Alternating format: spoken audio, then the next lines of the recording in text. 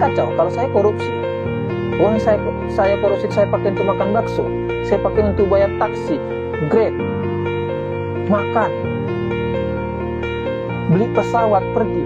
Apakah semua yang saya pakai ini dipanggil polisi untuk dikembalikan uang tersebut? Kan tidak. Halo bosku, jangan lupa subscribe, komen, dan like ya bosku. Terima kasih, sukses selalu. Halo, salam keadilan, salam sehat buat kita semua. Selamat menjalankan ibadah puasa buat teman-teman saya, rekan-rekan saya, sahabat-sahabat saya. Ini ada berita yang sangat menarik. Rosa diminta mengembalikan uang dari hasil pekerjaannya. Saya baca beritanya ya. Diperiksa 2,5 jam, Rosa siap kembalikan uang dari DNA Pro ke Bareskrim. Jalan ceritanya begini. Rosa kan kita sama-sama tahu, Rosa itu adalah penyanyi, artis ibu kota, artis kita. Jadi pekerjaannya bernyanyi. Jadi dia diundang di salah satu event yang diadakan oleh DNA Pro. Dia diminta diundang untuk bernyanyi di salah satu acara tersebut. Jadi dia datang, dia bernyanyi sesuai dengan tugasnya. Setelah dia bernyanyi, dia mendapatkan honor, dia mendapatkan hasil dari dia bernyanyi, gaji dia lah. Jadi setelah dia bekerja, dia mendapatkan upah dari dia bernyanyi. Berkembangnya ini, ada pemeriksaan di kepolisian tentang DNA Pro ini diduga telah melakukan penipuan kepada masyarakat. Diduga, ya kan? Setelah berkembangnya pemeriksaan di kepolisian ini, si Rosa dipanggil, diperiksa sebagai saksi, dan diminta untuk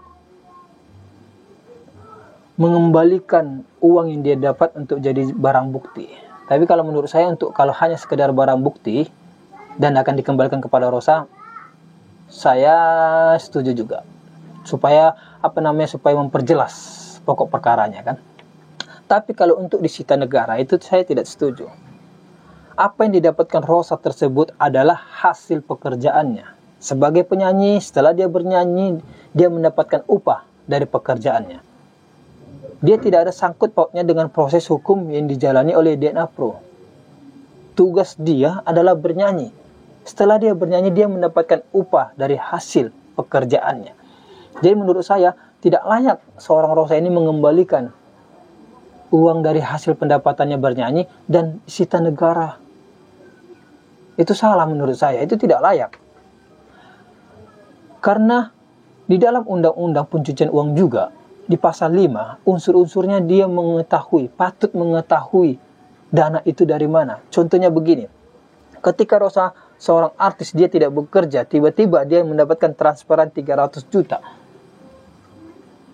Padahal dia tidak bekerja. Dia patut menduga uang itu dari mana. Apakah pencucian uang atau bagaimana?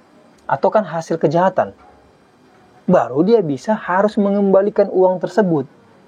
Harus mengembalikan uang yang didapat dia tersebut. Karena itu bukan hasil pekerjaan. Dia patut menduga uang dia yang didapatkan dia itu hasil dari kejahatan.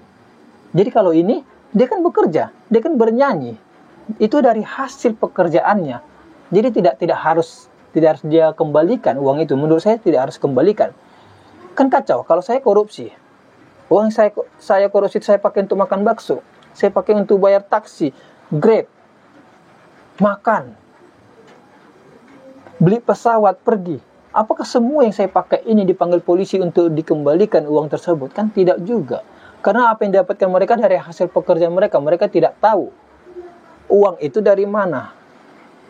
Kan begitu. Jadi mohonlah pihak kepolisian melihat dengan teliti, dengan jelas persoalan ini. Menurut saya itu tidak layak. Tidak harus Rosa mengembalikan uang tersebut. Karena uang tersebut dari hasil pekerjaannya. Dan dia tidak tahu menahu tentang DNA Pro ini. Dia hanya diundang. Dia tidak memegang saham di sana. Dia tidak ikut kerja di sana. Dia tidak memangku jabatan di sana. Dia hanya diundang bernyanyi. Jadi menurut saya seperti tadi, dia tidak harus mengembalikan uangnya. Kan bahaya gitu. Kalau tukang bakso dipanggil untuk mengembalikan uang dari hasil korupsi, kan kacau. Oke, Itu aja yang bisa saya sampaikan buat teman-teman semua. Tetap berpikir jernih, tetap berhati-hati melakukan tindakan, jangan melakukan pelanggaran hukum. Tetap semangat buat teman-teman saya menjalankan ibadah puasa, dan sesibuk apapun kita, jangan lupa untuk beribadah. Mantap.